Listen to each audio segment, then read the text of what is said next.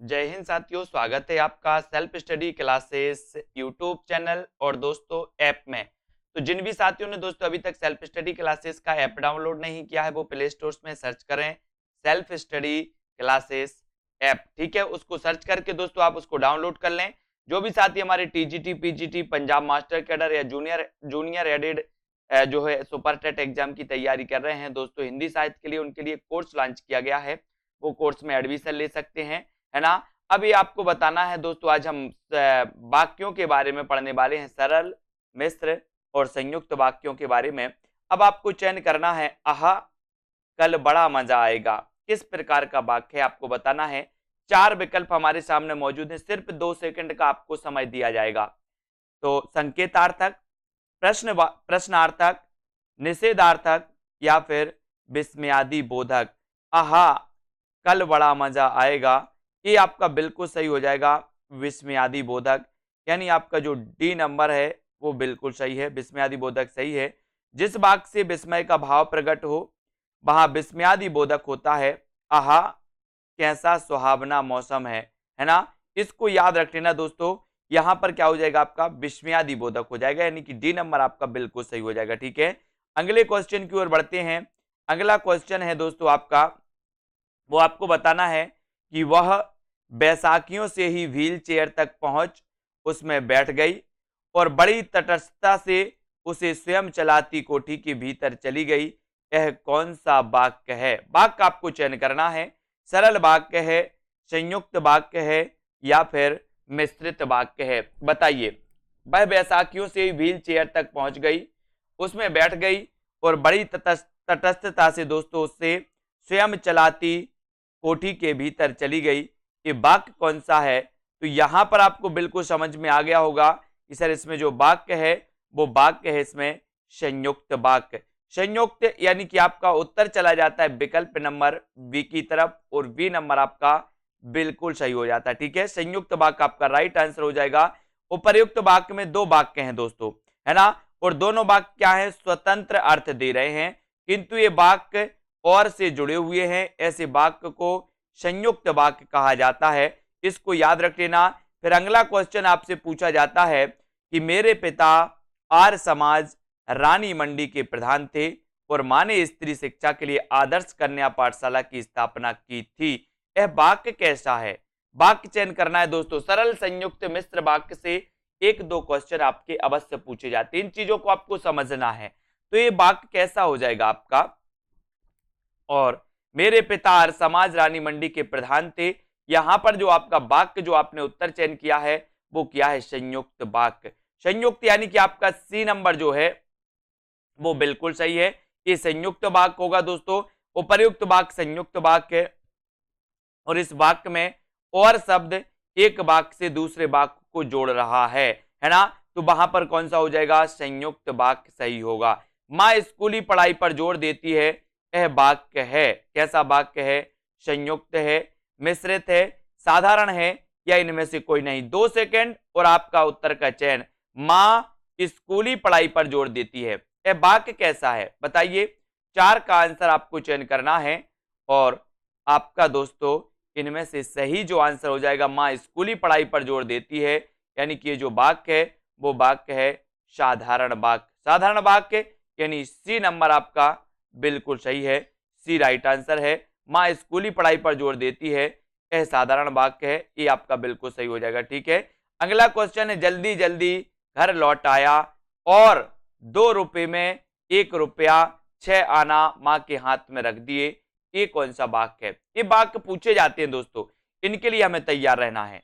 तो आपने बताया कि सर यहां पर फिर से और के द्वारा 2 वाक्यों को जोड़ा गया, यानी कि यहां पर कौन सा वाक्य हो जाएगा, संयुक्त वाक्य, है ना, यानी कि बी नंबर आपका बिल्कुल सही है, वी राइट आंसर हो जाएगा। ठीक है, अगला क्वेश्चन यहां पर देखते हैं दोस्तों कि इस साल इंटरमीडिएट पास किया था, यह वाक्य है, यह वाक्य है कैसा है, साधारण है, मिश्रित है, संयुक्त है या इनमें से कोई नहीं। इस साल इंटरमीडिएट पास किया था, कौन सा वाक्य है बताइए। प्रश्न क्रमांक 7 में इस साल इंटरमीडिएट पास किया था और आपका बिल्कुल सही आंसर हो जाएगा कि ये जो है कैसा वाक्य है, साधारण वाक्य है। कौन सा वाक्य, साधारण और ए नंबर आपका साधारण वाक्य में चला जाता है, एक आपका सही हो जाएगा। साल इंटरमीडिएट पास किया था।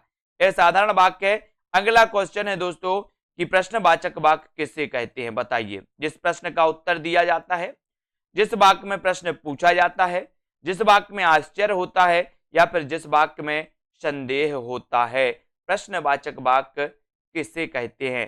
प्रश्न क्रमांक 8 प्रश्नवाचक वाक्य आपको बताना है, और यहां पर प्रश्नवाचक वाक्य जो आपसे पूछा गया, उत्तर चला जाता है दोस्तों आपका कि जिस वाक्य में प्रश्न पूछा जाता है वो क्या कहलाता है, प्रश्नवाचक वाक्य कहलाता है, और आपका उत्तर चला जाता है बी की तरफ, और बी नंबर आपका बिल्कुल सही है। Very good. अगला प्रश्न है, खाना बाना में कौन सा निरर्थक शब्द है। निरर्थक शब्द आपको बताना है दोस्तों, खाना, वाना, दोनों, या फिर इनमें से कोई नहीं। तो खाना वाना में निरर्थक शब्द आपको चयन करना है, और उत्तर चला जाता है वाना। वाना यानी कि आपका जो बी नंबर है, खाना वाना में निरर्थक शब्द बताना, और बी आपका राइट आंसर हो जाएगा। ठीक है, वाना क्या हो जाएगा, निरर्थक शब्द है ना, जिसका कोई अर्थ नहीं निकलता। खाना वाना अपन बोलते हैं ना नॉर्मल भाषा में, खाना वाना, है ना। सार्थक शब्द को पहचानना दोस्तों, कौन सा है सार्थक शब्द, वीना, वाना, वाय, या फिर दाना। यानी कि विकल्प प्रश्न क्रमांक आपका 2 है, और 2 में आपका सार्थक शब्द आपको बताना था, और आपने बिल्कुल सही चयन किया है कि सर जो दाना है ये सार्थक शब्द है, और डी नंबर आपका दाना बिल्कुल सही हो जाता है, ये सार्थक शब्द है। ठीक है, अब उत्पत्ति की दृष्टि से शब्दों के रूप बताना है दोस्तों। बताइए, उत्पत्ति के दृष्टि से शब्दों के कितने रूप होते हैं, 2, 3, 4 या फिर 5। उत्पत्ति की दृष्टि से शब्दों के रूप आपको बताना, और रूप बताना तो उत्तर चला जाता है 4। कितने होते हैं, 4। उत्पत्ति की दृष्टि से शब्दों के 4 रूप होते हैं, तद्भव, तत्सम, देशज और विदेशी, ये माने जाते हैं 4। ठीक है, तो आपका सी नंबर बिल्कुल सही है। किसी भाषा के मूल शब्द को क्या कहते हैं, बताइए। किसी भाषा के मूल शब्द को क्या कहा जाता है, या मान के चलो दोस्तों उसे क्या कहा जाता है, जैसे संस्कृत के मूल शब्द हैं, तो उन मूल शब्दों को हम क्या कहेंगे, वो कहेंगे क्या, तत्सम। क्या कहेंगे, तत्सम, यानी कि आपका बी नंबर। ठीक है, किसी भाषा के मूल शब्दों के शब्दों को क्या कहा जाता है दोस्तों, तत्सम, यानी बी नंबर। ठीक है, तत्सम शब्द का चयन करना है दोस्तों आपको। तत्सम शब्द अपन पढ़ते हैं ना कि संस्कृत के जो मूल शब्द हिंदू में प्रयोग हो रहे हैं वो तत्सम कहलाते, जिनका रूप बदल गया वो तद्भव कहलाते। ठीक है, अब तत्सम शब्द का आपको चयन करना, घोटक, घड़ा, घर या फिर घी। तत्सम शब्द का चयन करिए, कौन सा तत्सम शब्द है, और यहां पर आपसे तत्सम शब्द पूछा गया और राइट आंसर आपने चयन किया है कि सर घोटक जो है, ए नंबर जो है वो बिल्कुल सही है। ये क्या हो जाएगा, ये तत्सम शब्द हो जाएगा। ठीक है, अगला क्वेश्चन देखते हैं दोस्तों। तत्सम तद्भव शब्द कहलाते हैं, कौन से कहलाते, बताइए। तद्भव बताना है जो संस्कृत से विकृत होकर हिंदी में आए हैं, या फिर जो सीधे संस्कृत से मिल गए, लिए गए हैं, या फिर जो विदेशी भाषा से लिए गए हों, या जिनकी उत्पत्ति की जानकारी ना हो, तद्भव शब्द कहलाते हैं। कौन कहलाते हैं, उत्तर चला जाता है एक ही तरफ, जो संस्कृत से विकृत होकर हिंदी में आए, यानी कि आपका जो ए नंबर है वो बिल्कुल सही है, तद्भव शब्द कहलाते हैं। ए नंबर आपका बिल्कुल सही आंसर हो जाएगा। ठीक है, बढ़ते हैं दोस्तों अगले क्वेश्चन की ओर। यहां पर अपन देखते हैं अगला क्वेश्चन क्या है, वो देखते हैं। जिन शब्दों की उत्पत्ति के बारे में जानकारी नहीं होती उसे क्या कहते हैं, वो क्या कहलाते हैं, ये बताना है आपको। जिन शब्दों की उत्पत्ति के बारे में जानकारी नहीं होती, वे कहाँ लिए गए हैं, उन्हें क्या कहा जाता है, ये बताना है आपको। जानकारी नहीं होती, ठीक है, तो जिन शब्दों की उत्पत्ति के बारे में जानकारी नहीं होती वो क्या कहलाती है, क्वेश्चन आपसे पूछा गया और आपने बताया कि सर उन्हें कहा जाता है देशज। देशज यानी कि आपका जो बी नंबर है वो बिल्कुल सही है। ठीक है, जिन शब्दों की उत्पत्ति के बारे में जानकारी नहीं होती वो कहलाते हैं देशज शब्द। ऐसा क्वेश्चन कई बार आया है, इसके लिए भी अपन को तैयार रहना। ठीक है, अगला क्वेश्चन है देशज शब्द कौन सा है। ये क्वेश्चन तो कई बार पूछा गया दोस्तों। देशज शब्द कौन सा है बताइए, हाथ, कमल, लोटा या फिर पैर। 4 विकल्प है, देशज शब्द आपको चयन करना है और बढ़िया प्रश्न है दोस्तों, ये पूछा भी गया है कई बार और आपने बिल्कुल सही आंसर बताया कि सर देशज शब्द की अगर बात करोगे तो उत्तर चला जाएगा लोटा। लोटा यानी सी नंबर आपका राइट आंसर है। ठीक है, सी आपका सही हो जाएगा। अब यहां पर हम देखते हैं विदेशी भाषा से हिंदी भाषा में सर्वाधिक शब्द किस भाषा में आए हैं। विदेशी भाषा से हिंदी भाषा में सर्वाधिक जो शब्द आए हैं वो किससे आए? तुर्की से, अरबी, फारसी या फिर अंग्रेजी से। तो विदेशी भाषा से हिंदी भाषा में सर्वाधिक जो शब्द आए हैं वो किस भाषा से आए हैं? और वो आए हैं सर्वाधिक किससे? फारसी से। फारसी यानी कि आपका सी नंबर बिल्कुल सही हो जाएगा। ठीक है, अगला क्वेश्चन है दोस्तों, आराम शब्द किस विदेशी भाषा से आया है? आराम यानी कि आपको बताना है कि आराम किस भाषा का शब्द है। अपन पढ़ते ना तत्सम तद्भव, है ना, देशज और विदेशी। ठीक है, तो अब विदेशी में बताना है आपको आराम शब्द किस विदेशी भाषा से आया हुआ है? तुर्की से, अंग्रेजी से, अरबी से या फिर फारसी से। तो आराम शब्द जो आया है दोस्तों ये आया है फारसी। फारसी यानी कि आपका उत्तर क्या चला जाता है? डी की तरफ। ठीक है, बहुत बढ़िया। रचना के अनुसार आपको बताने, क्वेश्चन कई बार आया दोस्तों, रचना के अनुसार शब्द के कितने भेद होते हैं? और मैंने इसको कई बार आपको बताया भी है कि रचना में कितने वर्ण आते हैं? 3, 1, 2 और 3। तो रचना में 3 वर्ण आते हैं। तो रचना के अनुसार जो शब्द रूप होते हैं वो कितने होते हैं शब्द, है ना, वो होते 3 प्रकार के। ठीक है, रचना के आधार पर 3 यानी कि बी नंबर आपका बिल्कुल सही हो जाएगा। ठीक है, इसको याद रख लेना। वो कौन कौन से होते हैं दोस्तों? रूढ़, यौगिक और योग रूढ़। ठीक है, और रचना के आधार पर वाक्य भी 3 प्रकार के होते हैं। कौन कौन से दोस्तों? मिश्र वाक्य, संयुक्त वाक्य और सरल वाक्य। इनको याद रख लेना। ठीक है, रूढ़ शब्द, यौगिक और योग रूढ़ आपको पता है। अब आपको बताना रूढ़ शब्द का चयन करना है। रूढ़ शब्द कौन सा है? रूढ़ शब्द आपको पता है दोस्तों कि जिनके सार्थक क्या नहीं किए जाते? टुकड़े नहीं किए जाते। जैसे अपन पानी की बात करें तो पानी के टुकड़े पा और नी, और दोस्तों इनका क्या नहीं निकलता? सार्थक अर्थ नहीं निकलता, है ना। तो याद रख लेना, रूढ़ शब्द का चयन करना है और उत्तर हो जाता है आपका सूल, है ना। सूल के जो दोस्तों सार्थक टुकड़े नहीं होते, यानी कि आपका जो सी नंबर है वो बिल्कुल सही है। रूढ़ शब्द क्या हो जाएगा दोस्तों? एक कौन हो जाएगा? सूल हो जाएगा। सी नंबर आपका बिल्कुल सही हो जाएगा। ठीक है, अब दोस्तों अगले क्वेश्चन की ओर हम यहां पर आएंगे। अगला क्वेश्चन बताना है कि महादेव कौन सा शब्द है? महादेव कौन सा शब्द है? यौगिक है, योग रूढ़ है, तत्सम है या फिर रूढ़ है? बताइए। महा और देव, तो महा भी एक शब्द है, सार्थक शब्द है दोस्तों, देव भी एक सार्थक शब्द है, यानी कि जिसका कोई ना कोई अर्थ निकल रहा है। ठीक है, तो यहां पर क्या हो जाएगा? ये यौगिक हो जाएगा। यौगिक यानी कि 1 नंबर आपका बिल्कुल सही हो जाएगा। ठीक है, ए नंबर। महादेव यौगिक शब्द है। यह 2 शब्दों महा और देव से मिलकर बना है, जिससे अलग अलग क्या है? सार्थक खंड है ना। महा का भी अर्थ है और देव का भी अर्थ है। ठीक है, अंबुज किस शब्द रूप का प्रकार है? अंबुज बताना है किस शब्द रूप का प्रकार है? योग रूढ़, यौगिक, तद्भव या फिर तत्सम? अंबुज बताना है दोस्तों।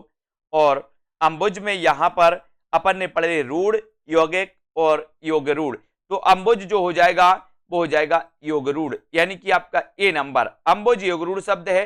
अंबुधन जा अर्थात पानी में जन्म लेने वाला अपने समान अर्थ को छोड़कर विशेष अर्थ प्रकट कर रहा है, यानी कि इसमें बहुब्रीहि समास होगा। और दोस्तों जितने भी बहुब्रीहि समास के उदाहरण होते हैं वो सभी क्या होते हैं? योग रूढ़ होते हैं। ठीक है, घुड़दौड़ में कौन सा शब्द रूप का प्रकार है? घुड़दौड़ बताइए। तो घुड़दौड़, तो घुड़ दौड़, घोड़ों की दौड़, है ना। तो यहां पर क्या हो जाएगा दोस्तों? आपका यौगिक हो जाएगा, यौगिक। ठीक है, तो यौगिक यानी कि 1 नंबर आपका बिल्कुल सही है। ठीक है, अगला क्वेश्चन है, दीवार किस भाषा का शब्द है?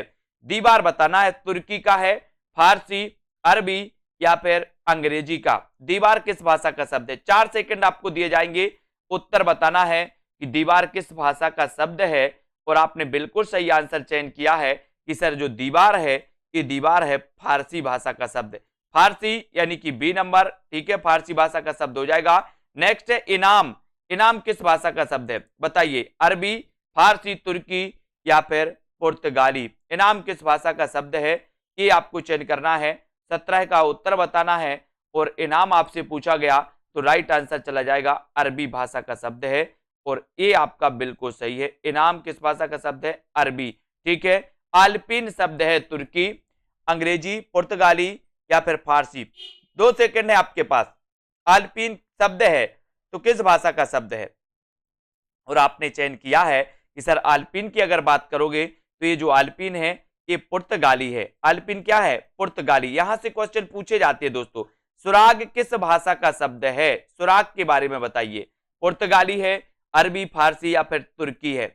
सुराग।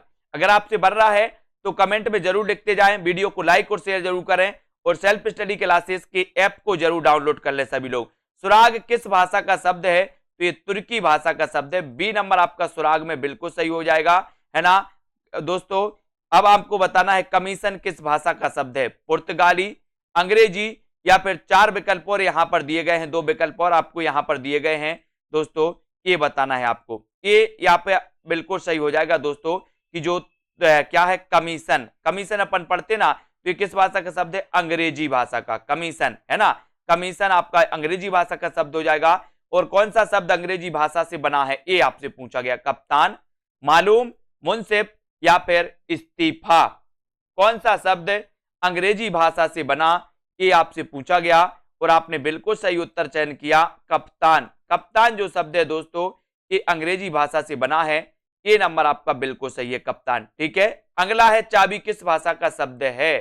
चाबी बताना है, अंग्रेजी का है, पुर्तगाली, तुर्की या फिर फारसी। चाबी किस भाषा का शब्द है? प्रश्न क्रमांक 22।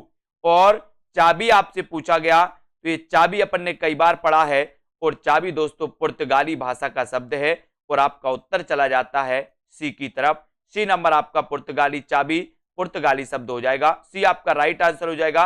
अगला क्वेश्चन है नहर किस भाषा का शब्द है? नहर बताइए, 2 सेकंड है। अरबी, फारसी, तुर्की या फिर पुर्तगाली। नहर बताना है किस भाषा का शब्द है दोस्तों, उत्तर बताइए। और नहर पूछा गया और नहर में आपका राइट आंसर है कि जो नहर है ये अरबी भाषा का शब्द है, अरबी। ठीक है, ये अरबी है, यानी कि 1 नंबर सही हो जाएगा। ठीक है। कौन सा शब्द तत्सम है? तत्सम पूछा गया अब आपसे। आम्र, घर, हाथी या फिर कुआं। कौन सा शब्द तत्सम है बताइए। और राइट आंसर हो जाएगा दोस्तों कि जो आम्र शब्द है, आम्र, यानी कि ये नंबर ये आपका तत्सम हो जाएगा। आम्र आपका राइट आंसर हो जाएगा, है ना। अब दोस्तों हम पढ़ेंगे इसके बाद शब्द रूप को। ठीक है, आज हमने तत्सम शब्दों को देखा, कुछ संयुक्त सरल मिश्र वाक्यों को देखा, कुछ रूढ़ और यौगिक वाक्यों को देखा। ठीक है, तो आज के इस वीडियो के लिए बस इतना ही। सभी साथी दोस्तों इसी प्रकार से पढ़ते रहें, है ना, और दोस्तों आगे बढ़ते रहे। वीडियो को लाइक और शेयर अवश्य करें। और दोस्तों जिन भी साथियों ने अभी तक सेल्फ स्टडी क्लासेस का ऐप डाउनलोड नहीं किया, वो ऐप को जरूर डाउनलोड करें। ठीक है, तो आज के इस वीडियो के लिए बस इतना ही। जय हिंद।